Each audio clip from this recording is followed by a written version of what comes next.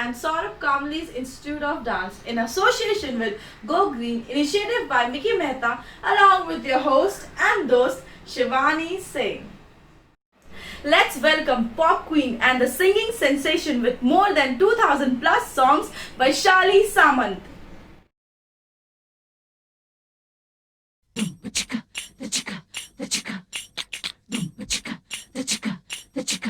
ऐका दाजेबा ऐका दाजेबा ऐका दाजेबा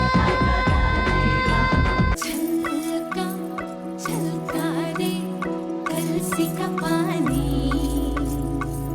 छलका छलका रे ओ आँख न मानी बताओ बताओ है क्या ये सहेली बताओ बताओ है क्या ये पहेली मोरा लूट गई तिरछी नजरिया रे हो शर्म करो ऐसी तो बातें न कहो बीच बजरिया रे किस्मत से चलती है ये दुनिया किस्मत का है खेल आई हूँ मैं तकदीर बनके कर ले मुझसे मेल अपना बना ले दिल में छुपा ले दाव लगा ले आजमा ले गले लगा ले मुझको चुरा ले मेरा नशा ले मेरा लड़ा ले अरे रे रे रे दरिया किनारे मिली मुंबई चिपोरी दरिया किनारे मिली मुंबई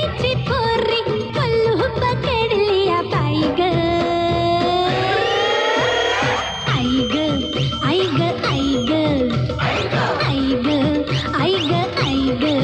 चांद मातला जीव गुंतला चांद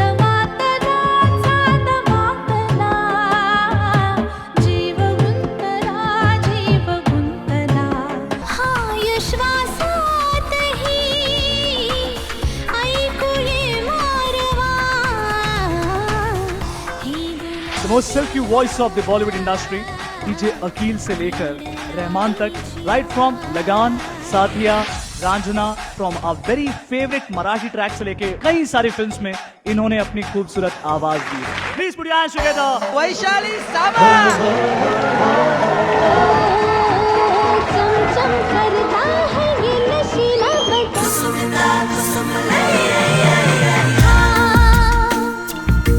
गा रही है उमंगे जवान भीड़ लावी जीवा गुनगुनी धूप से धुली हुई ये फिजा ढूंढे तेरे पास होने के निशान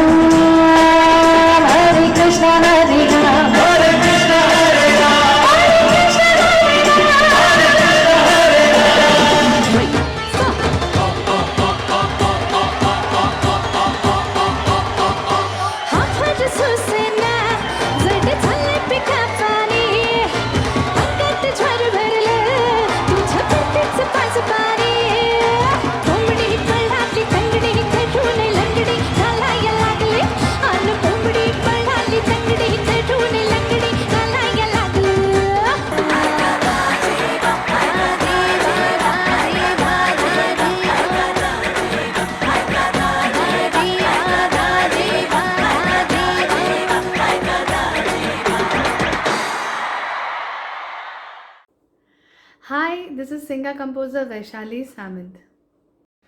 So guys, let's start our interview session with Vaishali Samal. So ma'am, मेरा पहला सवाल आपके लिए, इस प्रोफेशन में आने से पहले आपकी जिंदगी कैसी थी और आप किससे प्रेरित हुए? मैं जब इस इंडस्ट्री में आई, मैंने बचपन से क्लासिकल की ट्रेनिंग ली है पंडित मनोहर चिमोटे जी, ज्योत्सना मोहिले जी और जयंत दातार जी से। लेकिन मेरे घर में अक्सर पढ़ाई का माहौल ज़्यादा रहता था। It was more of studies, more of getting good marks. So I was pretty good student, and the expectations my parents had from me was like somebody like doctor, engineer, scientist. They were very keen on me having a good career. हाँ, लेकिन ये नहीं सोचा था कि गाने में career होगा। बचपन से सीखती थी, सबको मेरी आवाज़ अच्छी लगती थी, लेकिन हमारे घर में दूर दूर तक कोई भी इस इंडस्ट्री से बिलोंग नहीं करता। तो जाहिर है मम्मी डैडी को एक टेंशन थी कि जब मैंने डिसाइड किया कि मुझे म्यूज़िक में आना है, उन्होंने कहा भाई देखो, हम आपकी एक हद तक मदद कर पाएंगे, उसके आगे आपको आपका रास्ता चुनना है और आपका रास्ता खुद चलना है। But I am bit stubborn, you can say a strong-headed girl, and I started participating in my college. I was a Mitibai college student. I did my master's in fishery science. I'm a postgraduate. So during my college time, I started going for different competitions where actually I gained my stage confidence. Otherwise in the school, let me tell you, I was a very shy girl. I never stepped on the stage to sing. बहुत डरती थी मैं कि सब हमें सुनेंगे, अगर कुछ गलती हुई तो हंसेंगे। लेकिन कॉलेज ने मेरा ये सब स्टेज फियर दूर भगाया। So I started participating in the competitions, I gain the confidence, मुझे अवार्ड्स मिलने लगे और धीरे धीरे करते करते मुझे ये लगने लगा कि मैं इस इंडस्ट्री को एज अ करियर सोच सकती हूँ। And then after my masters, I decided, I told my parents, I was married till then actually. So I told my parents that I want to pursue music as my career. Inspirations, of course, the great Lata ji and the great Asha ji are my two main inspirations. जब मैं इस industry में आई तब उनके गाने गाकर ही बड़ी हुई हूँ, इनके गाने सुनकर ही प्रभावित हुई हूँ। स्वर्गीय ओपी नैयर दा के साथ भी 2 शोज़ करने का एक मौका मिला था। और कहते हैं ना कि एक सोना होता है जो आपको सुनहरा कर देता है, ऐसा ही कुछ हुआ। मैं गाने की प्रैक्टिस कर रही थी। I remember during that show, ऐसी बातें न करो हंसी जादूगर, तब नैयर दा ने आकर मुझे कहा, वैशाली ऐसे नहीं, ऐसी बातें न करो हंसी जादूगर, मेरा दिल तेरी आँखों में खो जाएगा। ये बात, ये एक छोटी सी सीख, इसने मुझे बहुत कुछ सिखाया कि एक्सप्रेशन, गाने में जान डालना, उस जो लिरिक्स हैं उन लिरिक्स को ज़िंदा करना क्या होता है, इन लोगों से सीखे। और उसके बाद मैंने ओपी नैयर दा साहब, आर.डी. बर्मन जी, इनके गाने का जो सिलसिला शुरू किया, and it has been a great rehearsal and it has been a great study for me. So मैं हमेशा इन सब, मैं खुद को एकलव्य मानती हूँ कि इन सब लोगों से डायरेक्टली तो सीखने का मौका नहीं मिला, लेकिन जो भी काम इन्होंने किया है वो काम सुनकर, उस काम को रिप्रोड्यूस कर ही मैंने मेरा जो पाथ है म्यूज़िक इंडस्ट्री में, वो पाथ को वो सफ़र मैंने तय किया है। मेरा अगला सवाल आपके लिए, आपको आपकी ज़िंदगी का पहला अवसर कब मिला? As I told you, everybody said okay, go ahead and try your best.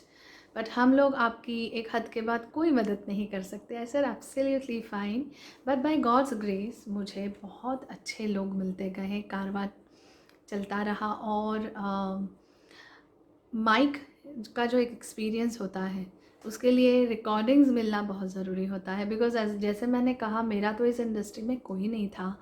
तो इनिशियल डेज़ में मैंने काफ़ी सारे कवर वर्जन्स गाए, डबिंग की, मैंने लता जी के लिए डबिंग की है, मैंने चित्रा जी के लिए डबिंग की है। बहुत सारे गानों की डबिंग करते करते मुझे एहसास हुआ कि मुझे अपने गाने चाहिए। मैंने तलाश शुरू की अपने गानों की। इन बिटवीन मैंने जो भी शोज़ किए, शोज़ एक बहुत ही अलग दुनिया है। हालांकि होती हमारे इंडस्ट्री की है, म्यूज़िक को ही बिलोंग करती है, लेकिन क्या होता है शो लाइन जो है वो बहुत अलग है। मैंने इसके पहले ज़िंदगी में कभी शो नहीं किया था। वो और एक मुझे टेंशन था इनफैक्ट कि स्टेज पे जाओ, इतने सारे लोगों के सामने गाओ। So I was so new for this concept. लेकिन मैंने एक बात देखी कि हर कोई आता है, गाना पेश करता है, स्टेज पे वाह वाह मिलती है, लेकिन ऐसे कितने सिंगर्स हैं जिनके पास अपने गाने हैं। क्योंकि जैसे मैंने पहले कहा, मेरे पेरेंट्स बहुत कीन थे कि मेरा अपना एक प्रोफेशन हो, मेरा अपना नाम हो उस प्रोफेशन में। इसलिए मैंने ठान ली कि जब तक मुझे अपने गाने ना मिले जिनका मैं शो करूं, मैं इवेंट्स नहीं करूंगी। क्योंकि इस इंडस्ट्री में मैं अपना नाम बनाने के लिए आई हूँ, ना कि किसी की रिप्लेसमेंट, ना कि किसी की कॉपी। इनका गाना गाया, लोगों ने ताली बजाई, उनका गाना गाया, लोगों ने ताली बजाई। That is very what should I से लिमिटेड। और मैंने अपने करियर पे फोकस करना शुरू किया। काफ़ी सारे रिमिक्सेस गाए, काफ़ी सारे कवर वर्शंस गाए, ताकि मुझे माइक का एक्सपीरियंस मिले। और सच कहूँ वो 7-8 साल जो मैंने रेगुलर जाके, जैसे कोई जॉब करता है ना, काफ़ी सारे कंपनीज़ थे जिनके लिए मैंने कवर वर्शंस गाए, मैंने रिमिक्सेस गाए, अलग अलग डीजे से लेकर हर एक म्यूज़िक डायरेक्टर इंडस्ट्री का जो है उनके साथ काम किया। और मेरा म्यूज़िक इंडस्ट्री का एक्सपीरियंस बढ़ता गया, कॉन्फिडेंस बढ़ता गया। और मैं एक बात ज़रूर कहना चाहूँगी कि जब आप अलग अलग जॉनर्स के गाने गाते हैं, तब अपने आप को, आप जब आवाज़ आपकी खुद की सुनते हैं उस गाने में, आपको गुड एंड बैड समझ में आता है। बहुत ज़रूरी है कि हर प्रकार का गाना गाकर देखना चाहिए कि आपके गले के लिए, आपके मन के लिए क्या सूट करता है। It was like a study tour for me.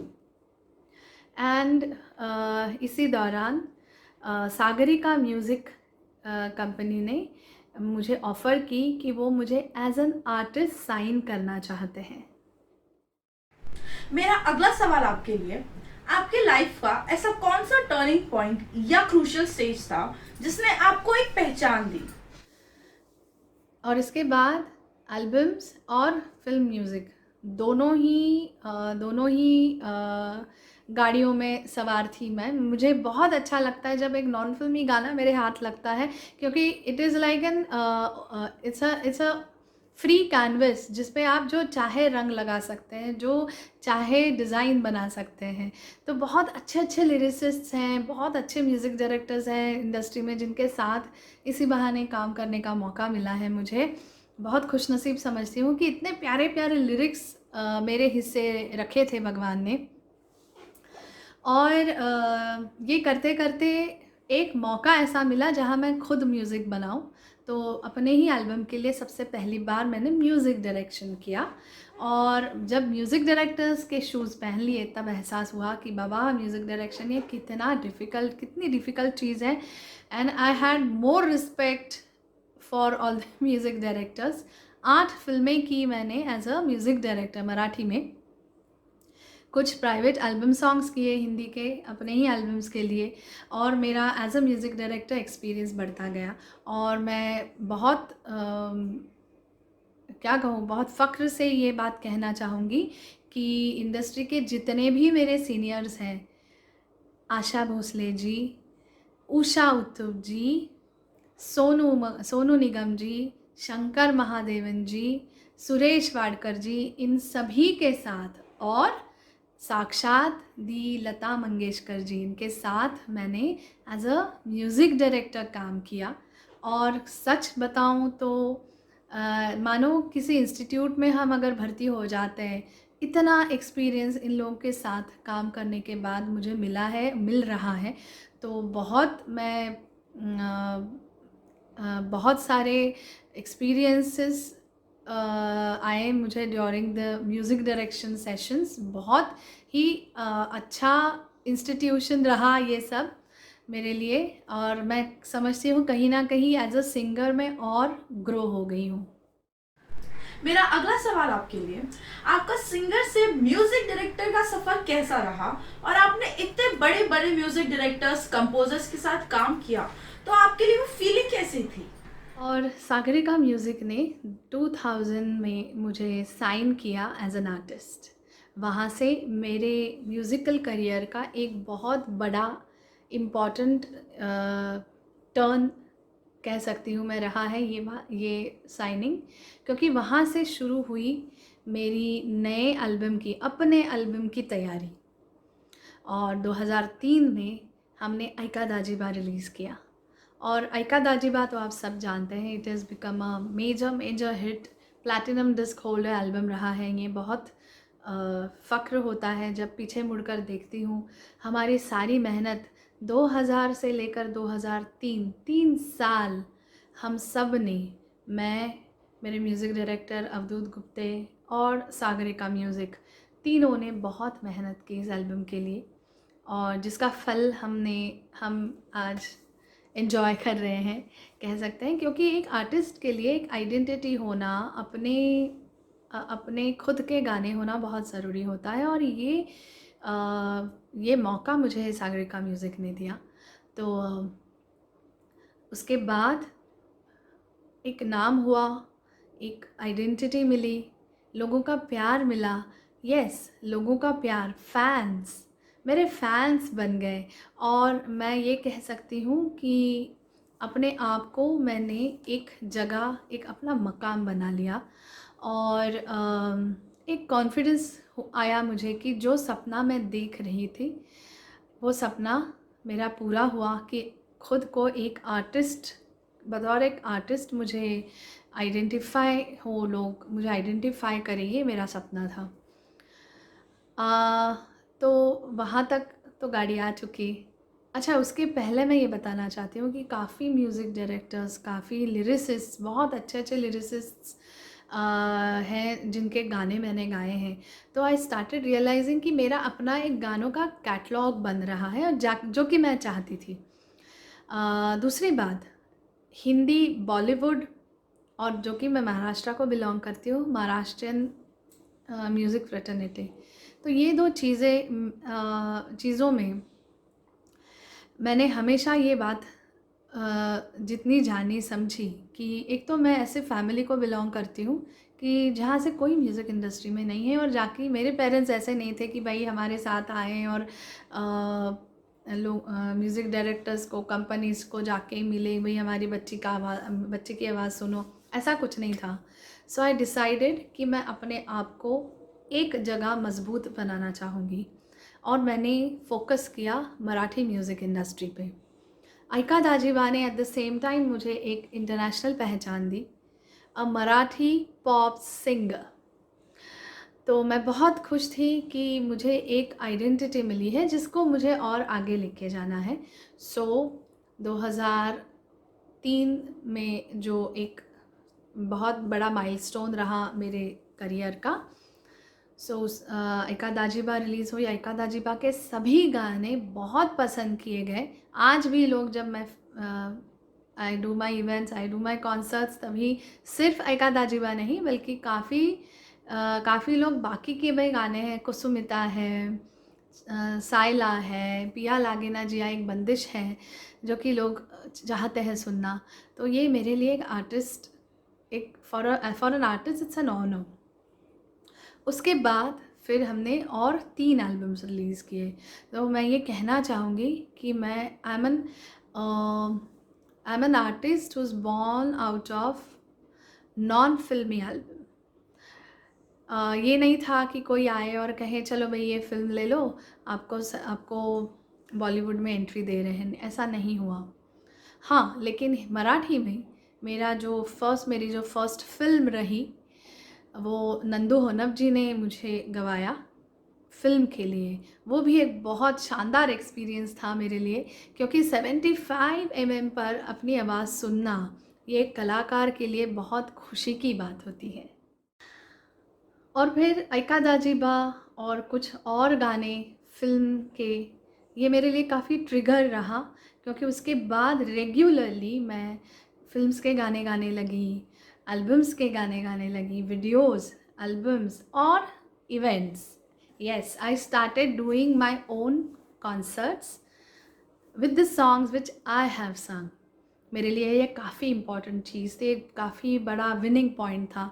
मुझे याद है महाराष्ट्र में एक बीड करके जगह है, वहाँ पे एक इवेंट हुई थी, वहाँ पे 1,00,000 लोग थे। तो ये मैं समझती हूँ मेरे पेरेंट्स की अच्छाई है, भगवान की देन है, जो कि इतने बड़े तादाद से जब लोग आते हैं, जब ऑडियंस एक आर्टिस्ट के लिए आती है, इसके पीछे किसी ना किसी का बहुत बड़ा पुण्य होगा, ऐसा मैं मानती हूँ। मेरा काम है अच्छा काम करो, अच्छा गाना गाओ, दिल से गाना गाओ, ऑनेस्टली गाना गाओ, ऑनेस्टली अपना काम करो, और उसके बाद ऊपर वाले की मर्ज़ी होती है। तो फिर गानों का सिलसिला शुरू हुआ एंड काफ़ी सारे म्यूज़िक डायरेक्टर्स जैसे अवधूत गुप्ते, जिनके साथ मेरा पहला एल्बम हुआ, उसके बाद हमने काफ़ी काम किया साथ में। अजय अतुल, जो कि आज के बहुत बड़े जाने माने संगीतकार हैं, अजय अतुल के लिए मैंने जो गाने गाए वो फिर से एक बार इतने बड़े हिट रहे हैं महाराष्ट्र में। कोंबडी पड़ाली और चमचम करता, ये 2 गाने अजय अतुल के लिए गाए मैंने, और फिर से एक बार वो कहते हैं ना, एक हिट का जो सिलसिला था वो कंटिन्यू रहा। और रहमान जी के साथ भी गाने का काम करने का मौका मिला मुझे इसी दौरान, साथिया फ़िल्म के लिए, जिसका पहले तो उन्होंने एक सबसे पहले तो साउथ की भाषा में ये फ़िल्म हुई, तब मैं गई थी वहाँ पर गाने के लिए, और एक बहुत ही अलग और बहुत ही जादुई एक्सपीरियंस था वो। अच्छा, इसके पहले रहमान जी के लिए मैंने ताल फ़िल्म के लिए गाया था, और तभी सुखी जी से मुलाकात हुई। तो ये सब चीज़ें हैं, सब यादें हैं जो दिल में ताज़ा हैं, क्योंकि हर मोमेंट कुछ ना कुछ सिखाता है, कुछ ना कुछ दे कर जाता है। तो ऐसी ही ये सब ये किस्से हैं। रहमान जी के साथ जितना भी काम किया है, लगान का एक क्लासिकल आलाप मेरे झोली में आ गिरा, ऐसे मैं कहूँगी, क्योंकि साक्षात आशा जी ने गाया हुआ गाना है, उसके साथ अपना नाम जुड़ जाना, ये कितनी बड़ी बात है। तो फिर से यही एक बार मुझे फीलिंग आई कि ये सब मेरे पेरेंट्स के दुआओं का असर है, जो मैं एंजॉय कर रही हूँ, मेरे हिस्से आया है। तो वो क्लासिकल आलाप, ताल, बाद में साथिया, तो ये सिलसिला रहमान जी के साथ गाने का जो शुरू हुआ, वो बाय गॉड ग्रेस आज भी ज़िंदा है। और बहुत सालों बाद उन्होंने और एक फ़िल्म के लिए मुझे गाने के लिए बुलाया। मैं बहुत खुश हुई, क्योंकि तब तक तो उनको ऑस्कर मिला था, एक इंटरनेशनल फेम मिला था। तो मैं समझती हूँ इन सब में एक आर्टिस्ट को याद रखना, उस आर्टिस्ट को फिर से याद करना, ये बहुत बड़ी बात है। सो मैं उनको बहुत थैंक यू कहूँगी कि रांझना फ़िल्म के लिए भी मुझे उन्होंने गवाया। मैम, आपके 2000 से ज़्यादा गाने हो चुके हैं, इस दौरान कुछ यादगार लम्हे जो आप कभी भूल ना पाओगे?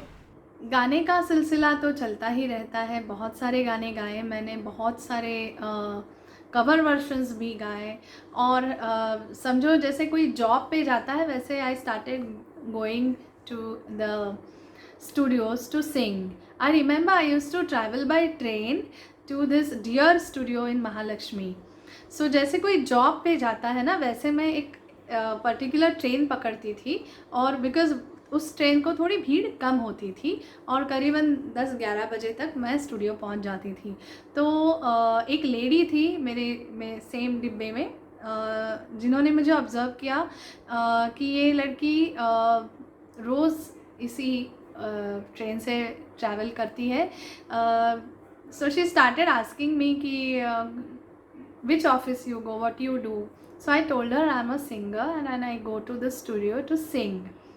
So she was so amazed, and she said, so you do your job? I said, no, it was almost like that. I realized that I'm actually going there like a job and working there. कई सालों बाद वो lady, I remember she works for LIC, कई सालों बाद जब LIC के एक फंक्शन में मैं गई थी, I was called as a chief guest, वो दौड़ते दौड़ते मेरे पास आई और मेरे गले लगी। वो बोली, you don't know me, you will not remember me, but I have seen your struggle, I have seen you travelling through by trains for your recordings few years back, and I'm so proud of you that you have come so far, you have gained a name and fame, and I keep on telling my colleagues that I have seen this girl working so hard. So it was like a wow moment for me. और एक incidence मैं बताना चाहूँगी, हाल ही में हुआ है। Of course before the Covid मैं मेरे बच्चे को स्कूल छोड़ने जाती हूँ और उसे लेने जाती हूँ वापस। ये मेरे लिए बहुत स्पेशल चीज़ है। I feel as a mother I should be doing this, कि जो वो ज़िंदगी भर याद रहे उसे, कि मम्मा मुझे छोड़ने और वापस लेने आती थी।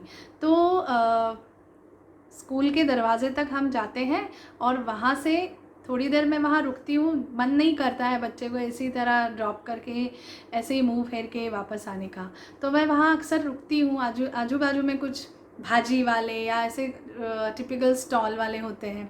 तो एक लेडी है वहाँ पे जो 1-2 महीने बाद उन्होंने रियलाइज, पता नहीं what she felt, she came to me and she said, तुम्हाला माहिती आहे का, तुम्ही ना एकदम वैशाली सामंतांसारख्या दिसता, त्या माझ्या खूप फेवरेट सिंगर आहेत, मी त्यांची रोज गाणी ऐकते आणि मी देवाला त्यांच्यासाठी प्रे करते, तुम्ही एकदम त्यांच्यासारख्या दिसता। मैंने कुछ भी नहीं बोला, मैं हंसी, थैंक यू बोला। उसके बाद after 2 days, I think that was Friday, उसके बाद Monday को when I went back with my son, she was waiting for me there, and believe me, she actually उन्होंने मेरे पैर छुए और I didn't know what to do. It was like a surprise, खुशी भी थी, थोड़ा एम्बैरेसिंग भी लग रहा था कि कोई एक लेडी मेरे पैर छू रही है। वो बोली, मुझसे बहुत बड़ी गलती हो गई, मुझे पता नहीं था कि आप ही वैशाली सामंत हो। जब ये अपनी बात हो रही थी तो बाजू वाला जो स्टॉल वाला है उसने बाद में मुझे बताया, अरे तू किससे बात कर रही थी, पता है क्या, वो खुद वैशाली सामंत है।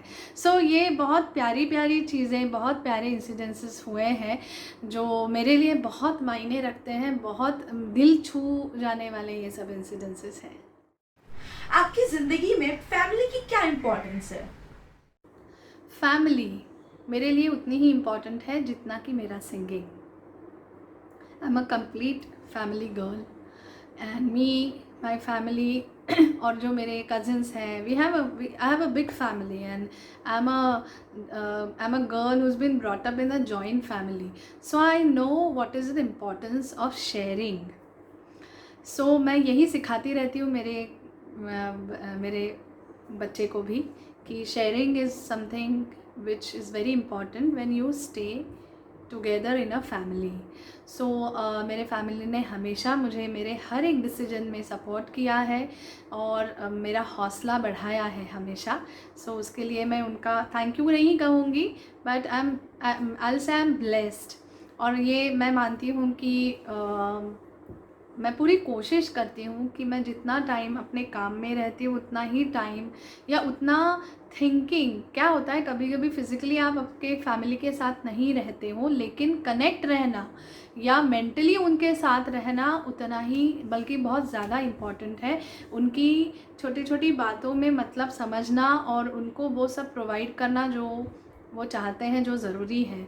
So I see to it that I keep a track with my family wherever I go, how much time I'm working outside. I'm always in touch with my family. Ma'am, आपकी नई एल्बम रिलीज होने जा रही है, उसके बारे में आप कुछ बताइए.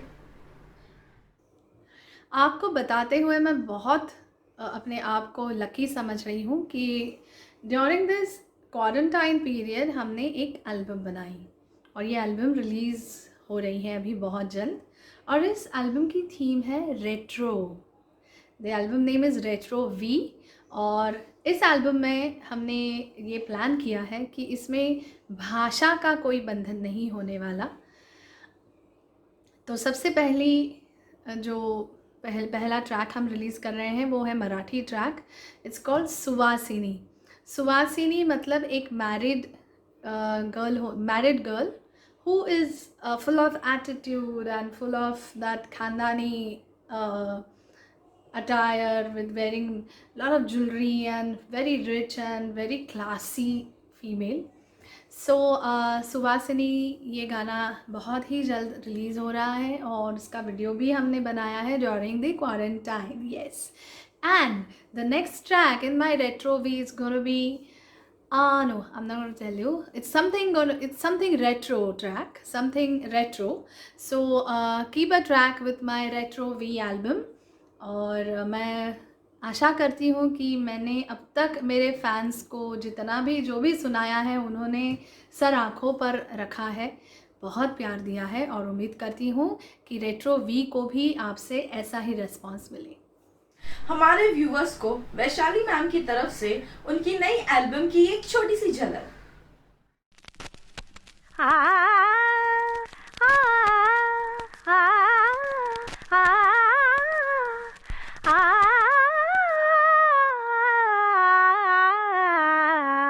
नथनी मुर्की मुर्की लटका झटका झटका. नथनी मुर्की मुर्की लटका झटका झटका.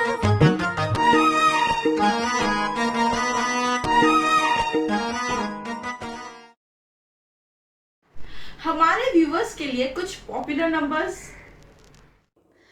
चम चम करता है ये नशीला बदन, करना चाहे हर कोई मुझसे मिलन. हाँ मद भरे ये होठ रसीले, पीने वाले पी कर जी ले.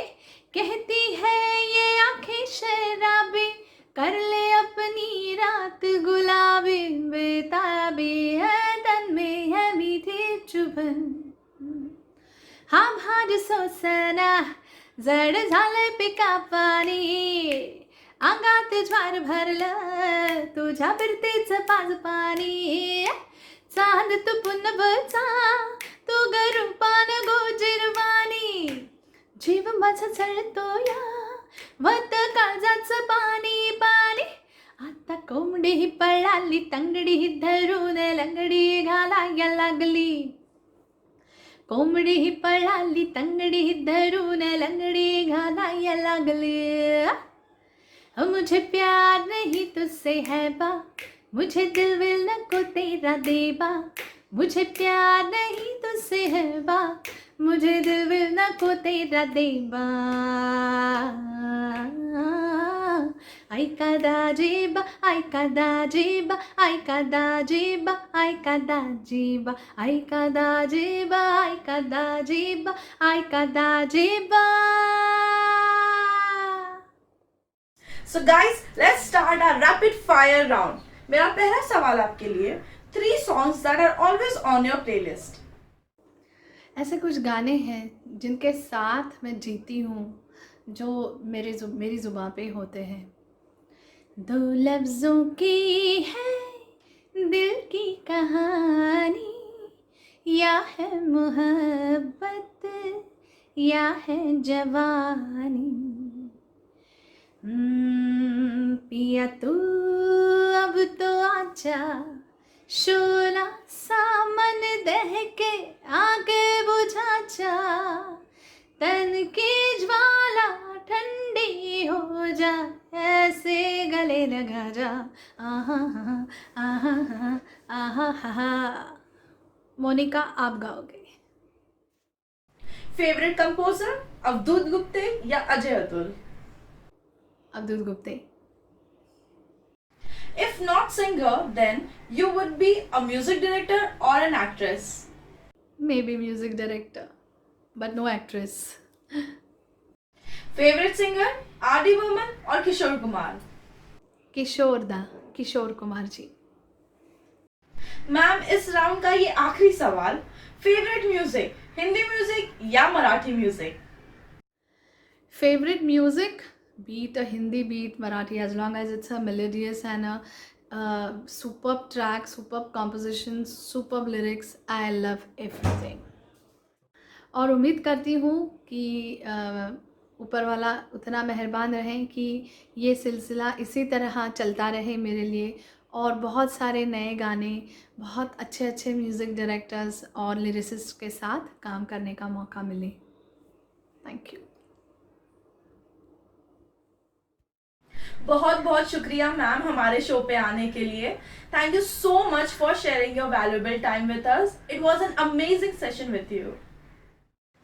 We would like to thank all our guests of House Cafe Season 2, DJ Chinmay and DJ Yash, Dr. Mickey Mehta, Shona Gonsalves, Vaibhav Ghuge, Swayam Thorve, Rahul Arya, Yogita Prabhu, RJ Anurag Pandey, Rupesh Bane and Vaishali Sawant. We would also like to thank all our sponsors, Mickey Mehta, Stars Cosmetic India, Millennium Collection, Fondawat Pharmacy, Kitchen Gossips, C-Bus, Cottage Craft and Boombox Digital Solution. I would also like to thank our team, Yash Mehta, Ritzka Events, Saurabh Kamli's Institute of Dance, Kunal Bundela, Fahad Khan, Mehul Ranka, and obviously your co-host and host, Shivani Singh. So guys, this was the last episode of House Cafe Season 2 and we will be coming soon with our new season. Till then, stay safe and stay tuned. Bye bye.